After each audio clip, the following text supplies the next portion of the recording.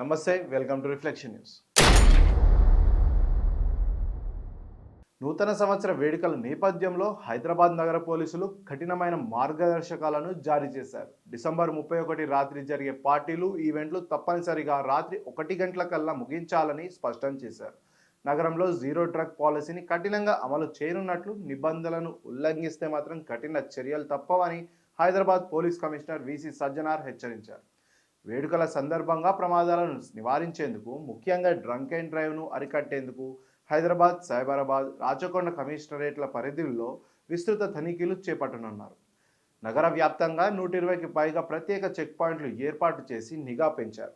మద్యం సేవించి వాహనం నడిపితే ఏమాత్రం ఉపేక్షించబో.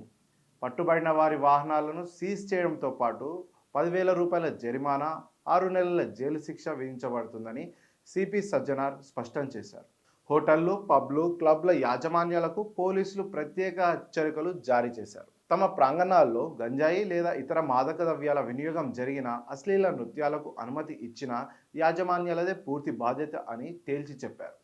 అలాంటి ఘటనలు జరిగితే ఆ వేదికల లైసెన్సులు రద్దు చేయడంతో పాటు క్రిమినల్ కేసులు నమోదు చేస్తామని సజ్జనార్ పేర్కొన్నారు.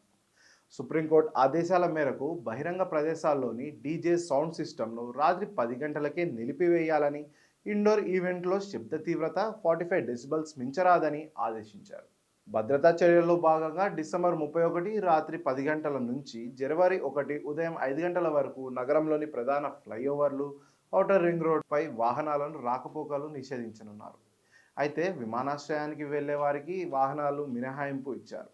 Tank bund, NTR Marg, necklace road వంటి ప్రాంతాల్లోనూ ఆంక్షలు అమలులో ఉంటాయి. వేడుకలు జరిపే ప్రాంతాల్లో భద్రత కోసం మఫ్టీలో షీ టీంల బృందాలను కూడా మోహించనున్నారు. ప్రతి ఈవెంట్ వద్ద ఎంట్రీ, ఎగ్జిట్ పాయింట్లో సీసీటీవీ రికార్డింగ్ తప్పనిసరిగా చేశారు. మరోవైపు డ్రంక్ అండ్ డ్రైవ్ నివారించేందుకు తెలంగాణ 4 వీల్ డ్రైవర్స్ అసోసియేషన్ ముందుకొచ్చింది. మద్యం సేవించిన వారిని సురక్షితంగా ఇళ్లకు చేర్చేందుకు 500 క్యాబ్లు, 200 బైక్లతో ఉచిత రవాణా సదుపాయం కల్పిస్తున్నట్లు ప్రకటించింది. జాహిర్.